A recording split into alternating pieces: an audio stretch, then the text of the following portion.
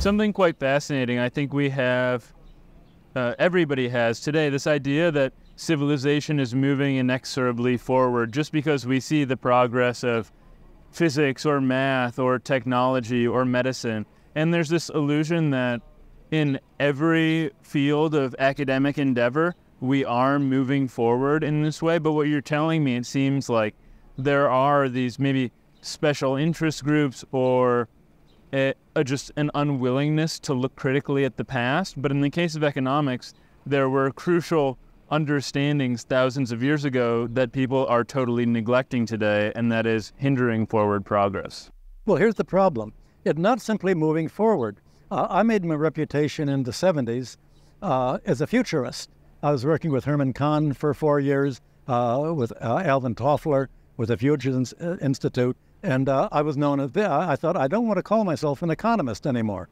I mean, an economist says, if you only get poor, that's the way to get a richer economy. I said, okay, I'll be a futurist. I don't want to be called an economist. And what I found in going, it was pretty easy for me to forecast what was going forward. I could forecast interest rates.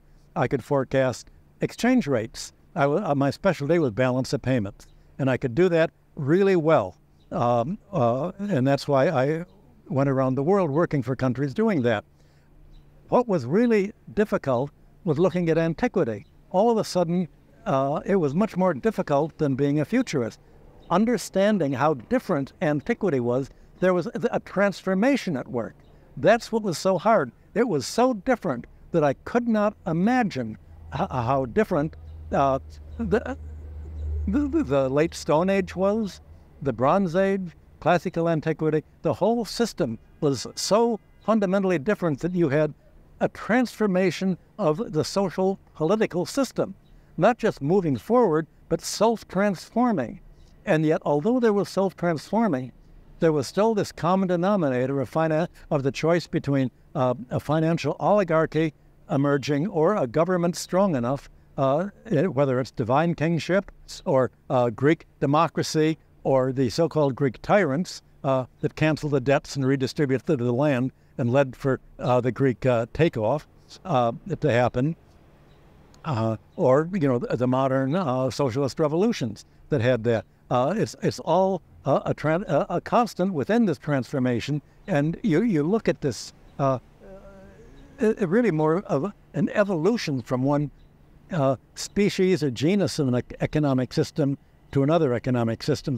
You have to look at it systemically, and that's what economists don't do, or political theorists.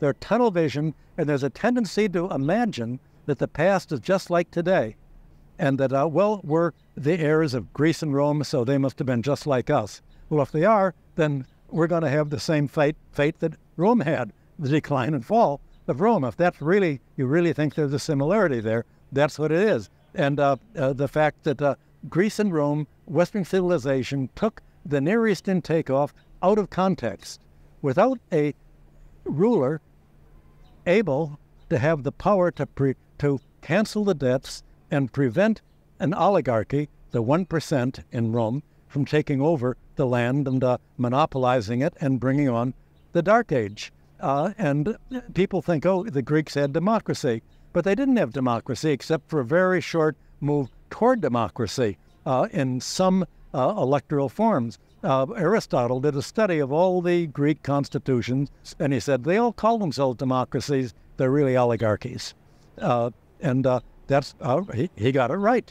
But the dynamics of how the oligarchies operated, the rhetoric they use, the words that they use have changed so fundamentally. You have to look at this transformative process. So it's not simply moving forward. It's a self-transformation unfolding that you really, if I'm forecasting the future, you really can't. I mean, what are we going to have now? Are the BRICS really going to have a global majority with socialist characteristics or with libertarian free market characteristics?